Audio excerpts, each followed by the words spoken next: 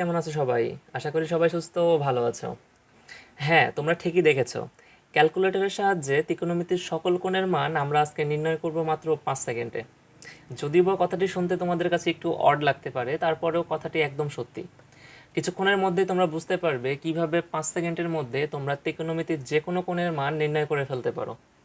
যদিও বা আমি এই বিষয় সম্পর্কিত একটি ক্লাস অলরেডি নিয়েছি, তবুও আমি আজকে একটি স্পেসিফিক ক্লাস নিচ্ছি এর পেছনে। তার পেছনে সবচেয়ে বড় কারণ হলো, এর পূর্বে যেই নিয়মটা আমি তোমাদেরকে শিখিয়েছিলাম সেখানে বলা হয়েছিল খাতা কলমে তোমরা কিভাবে ত্রিকোণমিতিক কোণের মানগুলো নির্ণয় করতে পারবে, তার পাশাপাশি ক্যালকুলেটরের সাহায্যেও নির্ণয় করা দেখেছিলাম।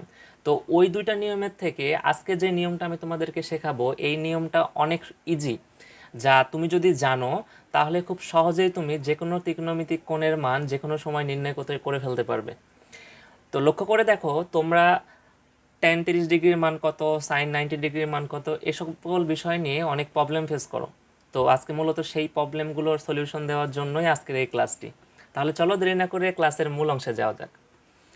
তো দেখো, ক্যালকুলেটরের সাহায্যে যেহেতু আমরা 5 সেকেন্ডে যে কোনো একটি কোণের মান নির্ণয় করব, সেহেতু আমাদেরকে একটি নির্দিষ্ট রুলস জেনে নেওয়া লাগবে। তো তার আগে আমি একটি কথা বলে নিই। এই একটি রুলস দ্বারাই আমরা সম্পূর্ণ কোণের মান, অর্থাৎ যতগুলো কোণ আছে, সাইন, টেন, কজ, কট, সেক, কোসেক, প্রত্যেকটা কোণের যে কোনো মান আমরা নির্ণয় করতে পারি। তার মানে আমাদের এই একটি রুলস আমাদেরকে জেনে রাখতে হবে। তাহলে চলো দেখে নেওয়া যাক রুলসগুলো সম্পর্কে। তো দেখো, রুলস নিয়ে যদি আমরা আলোচনা করি, তো রুলসের প্রথমে আসবে কোণের মান ইকুয়াল। অর্থাৎ আমরা যেই কোণের মান নির্ণয় করব, যদি সাইন 20 ডিগ্রির মান নির্ণয় করি বা সাইন 30 ডিগ্রির মান নির্ণয় করি, সেই সাইন 30 ডিগ্রি আমরা লিখবো, লিখার পরে ইকুয়াল করব। আমি যদিও বা কিছুক্ষণের মধ্যেই এক্সাম্পল সহকারে আমি তোমাদেরকে দেখাবো, তখন তোমরা বিষয়টি আরও ক্লিয়ার হয়ে যাবে। জাস্ট আমি বিষয়টি শুরু করার আগে তোমাদেরকে রুলসগুলো বলে দিচ্ছি। মানে রুলস একটাই, আমি জাস্ট একটু পার্ট পার্ট করে নিয়েছি তোমাদের বোঝার সুবিধার্থে। তো দেখো, প্রথমে কি করব, আমরা কোণের মান লিখব, লেখার পরে ইকুয়াল করব। ঠিক আছে, এবার আসো দ্বিতীয় স্টেপে করব কি, এক্স স্কোয়ার করব। এক্স স্কোয়ার করে আবার আমরা ইকুয়ালে চাপ দিব। একটা কথা বলে রাখি, প্রত্যেকটা জিনিসই তোমাদের ক্যালকুলেটরে আছে। মনে করো আমি সাথে সাথে কিছু দেখিয়ে দিই। কজ 60, দেখো প্রথমে কি কোণের মান, কজ 60 মান লাগবে আমার, আমি কোণটা লিখছি, লেখার পরে ইকুয়াল করলাম, দেখো ইকুয়াল টু, দেখো ইকুয়াল করা হয়ে গেছে আমার। তারপরে কি করতে হবে, আমাকে এক্স স্কোয়ার করতে হবে। লক্ষ্য করে দেখো, তোমাদের ক্যালকুলেটারে এক্স স্কোয়ার অপশনটা আছে। এবার এক্স স্কোয়ারের উপর চাপ দাও, চাপ দেওয়ার পর কী করতে হবে, ইকুয়াল করতে হবে। তাহলে এবার ইকুয়াল করো, তাহলে একটা নির্দিষ্ট মান পাইলা। এবার তৃতীয় রুলস কি, তৃতীয় রুলস হলো A B divide by C. তৃতীয় রুলস হচ্ছে A B divide by C. দেখো তোমাদের এখানে এই কর্নারে দেখো, এখানে আছে A B divide by C. এবার A B divide by C এর উপর চাপ দাও, কি আসলো, 1। এই যে এটা একটা চিহ্ন আছে না নিচে, এই চিহ্ন দ্বারা ভাগ বোঝায়, তাহলে 1/4। এখন লক্ষ্য করে দেখো, যদি 1/4 হয়, 1/4, এখন কি করতে হবে, চতুর্থ ধাপে আমাদেরকে কি করতে হবে, রুট করতে হবে। এখন আমি যদি এই 1/4কে যদি রুট করে দিই, তাহলে কি হচ্ছে দেখো, 1-এর উপর রুট করলে কত হয় 1, আর 4-এর উপর রুট করলে কত হয় 2। তার মানে আমি মান পাইলাম কত, হাফ পাইলাম। দেখো খুব সহজেই কিন্তু আমরা নির্ণয় করতে পারবো এইভাবে। তো আমাদের রুলসটা কি, রুলসের প্রসিজিওর একটাই, সেটা হচ্ছে প্রথমে কোণের মানটা লিখবো, মানে যেই কোণের মানটা আমাদের প্রয়োজন, দিয়ে আমরা ইকুয়াল করব। তারপরে আমাদের ক্যালকুলেটর থেকে এক্স স্কোয়ারে চাপ দিব, চাপ দিয়ে আবার ইকুয়াল করব। তারপরে A B divide by C করে তারপরে আমাদেরকে অ্যান্সারটাকে রুট করে দিলে আমরা কাঙ্ক্ষিত অ্যান্সার পেয়ে যাব। এবার আসো আমরা কয়েকটি সহজ এক্সাম্পলের মাধ্যমে এক্সাম্পল এবার আসো আমরা কয়েকটি সহজ এক্সাম্পলের মাধ্যমে এই বিষয়টি বুঝে নেওয়ার চেষ্টা করব। তো তার আগে একটি কথা বলে নিই, যেহেতু আমাদের ক্যালকুলেটরে সাইন, কজ আর টেন আছে, কট, সেক, কোসেক নাই, সেহেতু ওই তিনটার ক্ষেত্রে কিছু গুরুত্বপূর্ণ কথা আছে। এই জন্য তোমরা অবশ্যই ভিডিওটি স্কিপ করবা না, কারণ ওই কথাগুলো মিস করলে আর ওইগুলো তোমরা নির্ণয় করতে পারবে না। তো যাই হোক, আমরা এই বিষয়টি বোঝার চেষ্টা করি। তো আমরা দেখো সাইন 30 ডিগ্রি, এখানে রুলসটা আমি রেখে দিয়েছি। তাহলে সাইন 30 ডিগ্রির মান আমরা নির্ণয় করব। দেখো খুব সহজেই একই রুলস ব্যবহার করে আমরা করব। আমি আগেই বলেছি যে প্রত্যেকটা জিনিসই আমাদের ক্যালকুলেটরে আছে। আমরা 2-1বার প্র্যাকটিস করলে এই ম্যাটারটা ক্লিয়ার হয়ে যাব। নেক্সট টাইম আমাদেরকে মনে রাখতেও হবে না, অটোমেটিকলি তোমাদের মনে পড়বে কোনটার পর কোন কাজগুলো করতে হবে। তো লক্ষ্য করে দেখো, প্রথমে কোণের মান, তাহলে আমি কত ডিগ্রির মান বের করব, সাইন 30 ডিগ্রি। তাহলে আমরা প্রথমে সাইন 30 লিখে নিলাম, লিখে নেওয়ার পর কী করতে হবে, আমাদেরকে ইকুয়াল করতে হবে, ইকুয়াল করলাম। এবার কি এক্স স্কোয়ার করতে হবে না দ্বিতীয় ধাপে, এ দেখো এখানে এক্স স্কোয়ার দেওয়া আছে, এক্স স্কোয়ার করলাম, করার পরে আবার কি করতে হবে, ইকুয়াল করতে হবে। এবার এবার কি করতে হবে, A B divide by C না, এবি ডিভাইড বাই সি এর উপর তুমি চাপ দাও, তাহলে কি আসলো 1/4 নাই, যে এখানে এই চিহ্ন দ্বারা ডিভাইড বোঝায়, ঠিক আছে। তাহলে এখানে আমরা পাইলাম কি 1/4। চতুর্থ ধাপে কী করতে হবে, আমাদেরকে রুট করতে হবে, মানে এই মানটাকে আমাদের কী করতে হবে, রুট করতে হবে। তাহলে রুটটা কি সম্পূর্ণটার উপরে আছে, তার মানে কি রুটটা 1-এর উপরেও আছে, আবার কি রুটটা 4-এর উপরেও আছে। তাহলে আমি কি পাচ্ছি, 1-এর উপর রুট করলে 1/4-এর উপর রুট করলে কত হয় 2। এই হচ্ছে আমাদের হাফ, আমাদের কাঙ্ক্ষিত অ্যান্সার, ঠিক আছে। এবার আসো আমরা পরেরটা বুঝে নেব। পরেরটা কি বলেছে, cos 90 ডিগ্রি। দেখো cos 90 ইকুয়াল করলাম, প্রথম স্টেপের কাজ শেষ, শূন্য আসছে না অ্যান্সার।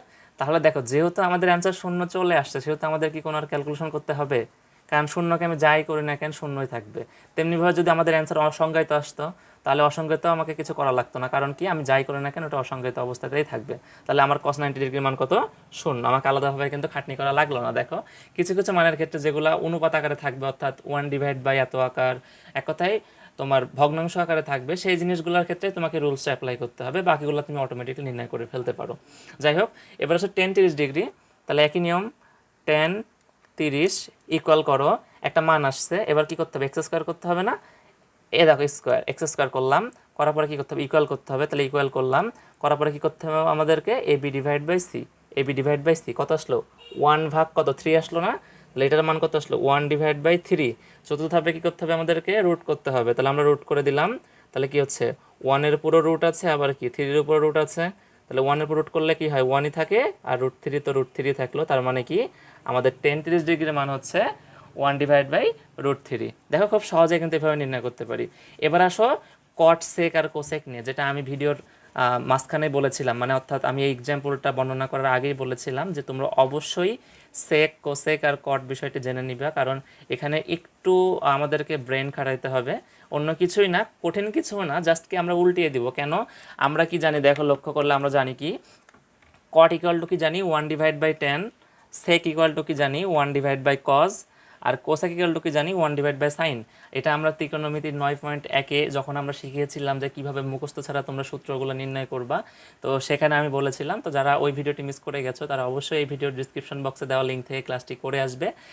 তো দেখো যেহেতু কট ইকুয়াল টু 1/10, আমাদের ক্যালকুলেটারে লক্ষ্য করে দেখবা যে কট নাই, এখানে 10 আছে, তার মানে আমাদের কি করতে হবে, কট যদি 30 ডিগ্রি বলে, দেখো এখানে কট 90 ডিগ্রি বলছে না, আমরা tan 90 ডিগ্রি মান বের করব। করার পরে কি, যেহেতু 1/, আকারে আছে, তার মানে আমরা কি করব, উল্টিয়ে দিব।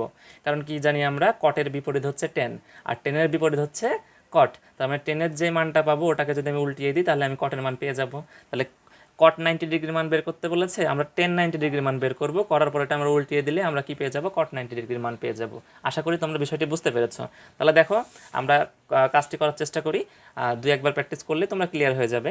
তো দেখো কট 90 ডিগ্রি, তো আমি কি বললাম, কটের বিপরীত হচ্ছে tan, তার মানে আমাদের করতে হবে কি tan 90 ডিগ্রি বা 90 খালি ইকুয়াল, দেখো ম্যাথ এরর আসছে না, ম্যাথ এরর আসছে। তাহলে আমি কি বললাম কিছুক্ষণ আগে, অসংজ্ঞায়িত বা ম্যাথ এরর আসলে কিংবা দেখা যাচ্ছে যে তোমার শূন্য আসলে আমাদেরকে আর কোনো কাজ করা লাগবে না। তাহলে এখন কি করতে হবে আমাদেরকে, যেহেতু আমরা tan 90 মান পেয়ে গেছি ম্যাথ এরর, সেহেতু এটার বিপরীত করে দিলে আমরা cot 90 ডিগ্রি মান পেয়ে যাব। তাহলে এখানে লক্ষ্য করে দেখো, আমাদের একটা জিনিস জানা রাখা লাগবে, শূন্য এর বিপরীত অসংজ্ঞায়িত, আর অসংজ্ঞায়িত এর বিপরীত হচ্ছে শূন্য। তাহলে লক্ষ্য করে দেখো এখানে ম্যাথ ইটোর মানে অসংজ্ঞায়িত, যদি এটাকে আমি বিপরীত করি তাহলে কি হবে, শূন্য হবে, তার মানে cot 90 ডিগ্রির মান কত, শূন্য। আশা করি তোমরা বিষয়টি বুঝতে পেরেছো। এবার আসো sec 90 ডিগ্রি মানটা বের করবো আমরা। তো লক্ষ্য করে দেখো sec 90 ডিগ্রি, আমাদের এখানে কোনো sec আছে, sec নাই, কিন্তু আমরা কি জানি sec ইকুয়াল টু কি 1/cos।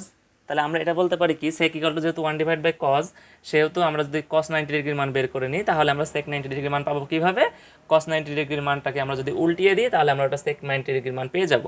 তাহলে দেখো cos 90 ইকুয়াল কত আসে, শূন্য আসে না। আমি কি বলেছি যে 0, 1, 2 সরাসরি সংখ্যা চলে আসলে তো আমাদের আর কাজ করতে হবে না, ওখানেই শেষ আমাদের কাজ। তাহলে শূন্য, এখন যেহেতু আমি cos 90 ডিগ্রির মান শূন্য পেয়েছি, আমাকে বের করতে হবে কি sec 90 ডিগ্রি। তাহলে cos এর বিপরীত হচ্ছে sec, তার মানে কি করতে হবে, আমাদেরকে উল্টিয়ে দিতে হবে। তাহলে শূন্যের বিপরীত কি হবে দেখো তো, আমি কিছুক্ষণ আগেই বললাম শূন্যের বিপরীত অসংজ্ঞায়িত, আর অসংজ্ঞায়িতের বিপরীত কি শূন্য। যেহেতু আমাদের cos 90 ডিগ্রির মান আসছে 0, আর আমি কি বলেছি যে যেহেতু আমাদের sec 90 ডিগ্রি লাগবে, আর সেক 90 ডিগ্রি আনতে হলে আমাদের কি করতে হবে, কসের বিপরীত করতে হবে, কারণ আমরা জানি কসের বিপরীত হচ্ছে সেক। তাহলে আমরা কি জানি শূন্যের বিপরীত কি, অসংখ্যায়িত। তার মানে কস 90 ডিগ্রির মান যদি শূন্য হয় তাহলে সেক 90 ডিগ্রির মান কি হবে, শূন্যের বিপরীত, অর্থাৎ কি অসংখ্যায়িত। আশা করি তোমরা বিষয়টি বুঝতে পেরেছো। এবার আসো সেক 45 ডিগ্রি মান আমরা নির্ণয় করব। তাহলে যেহেতু সেক আমাদের নাই ক্যালকুলেটারে, তার মানে আমাদেরকে কি করতে হবে, ওই একই নিয়ম ব্যবহার করতে হবে। যেহেতু সেক আমরা পাই কিভাবে, 1/cos থেকে, তার মানে আমরা cos 45 ডিগ্রি মান বের করব, করার পরে উল্টিয়ে দিব, একই নিয়ম। তাহলে দেখো cos 45 ইকুয়াল কত আসে, একটা মান আসছে না? তাহলে লক্ষ্য করে দেখো এবার কি দ্বিতীয় স্টেপ, এক্স স্কোয়ার, তারপরে কি স্কোয়ার আছে না, স্কোয়ার, সরি এক্স স্কোয়ারের পরে কি সমান চিহ্ন আছে, আমরা সমান চিহ্ন করেছি। করার পরে এখন এবি ডিভাইড বাই সি না, এখন দেখো এবি ডিভাইড বাই সি, তাহলে কত আসে 1/2। তাহলে 1/2 আমার এখানে আসছে 1/2। এখন লাস্ট স্টেপকে আমাদের রুট করতে হবে, রুট। তাহলে কি পাচ্ছি, 1-এর পুরো রুট, আবার কি 2-এর উপরও রুট। তাহলে কি পাচ্ছি, 1-এর উপর রুট করলে 1 আর √2 ইন্টু √2ই থাকে। এখন যেহেতু আমাদেরকে কী করতে হবে, এটা আমি কিসের মান পেয়েছি, আমরা কজের মান পেয়েছি। তাহলে এটাকে উল্টিয়ে দিলে আমরা কিসের মান পাবো, সেকের মান পাবো। তার মানে আমি যদি উল্টিয়ে দিই তাহলে √2 উপরে চলে গেল আর নিচে আসলো কি 1, তাহলে আমরা পারলাম কি √2। তার মানে আমাদের সেক 45 ডিগ্রির মান কত, √2। এবার আসলে আমরা কোসেক 30 ডিগ্রি মান নির্ণয় করব। তো লক্ষ্য করে দেখো আমাদের যেহেতু এখানে কোসেক নাই, তাহলে আমরা কোসেক কই থেকে পাই, 1/sin থেকে পাই। তার মানে আমাদেরকে বসাতে হবে কি সাইন 30 ডিগ্রি। দেখো সাইন 30 ইকুয়াল 0.5 আসছে না, 0.5। আমরা যদিও বা বুঝতে পারি 0.5 মানে হাফ, তারপরে আমি জাস্ট তোমাদেরকে রুলসটা সম্পূর্ণটা করে দেখানোর চেষ্টা করছি। এখন দেখো এবার কি করতে হবে, আমাদেরকে এক্স স্কোয়ার করতে হবে। এক্স স্কোয়ার করলাম, তারপরে ইকুয়াল করলাম। এবার কি এবি ডিভাইড বাই সি, তাহলে কি 1/4 আসলো, আমার কি আসলো 1/4। এবার কি করতে হবে, রুট করতে হবে না, তাহলে কি √1 ডিভাইড বাই √4। তাহলে লক্ষ্য করে দেখো রুটে 1 রুট করলে 1ই থাকে, ডিভাইড বাই 4 রুট করলে কত পাই আমরা, 2 পাই। এখন যেহেতু আমরা কি এটা সাইন 30 ডিগ্রি মান পেয়েছি, তাহলে সাইন থেকে যদি আমাকে কোসেক পেতে হয় তাহলে এটাকে কী করতে হবে, উল্টিয়ে দিতে হবে। তার মানে আমার কি 2 উপরে চলে গেল, নিচে 1 আসলো, নিচে 1-এর কোনো ভ্যালু নাই, তার মানে আমাদের কাঙ্ক্ষিত অ্যান্সার কি 2।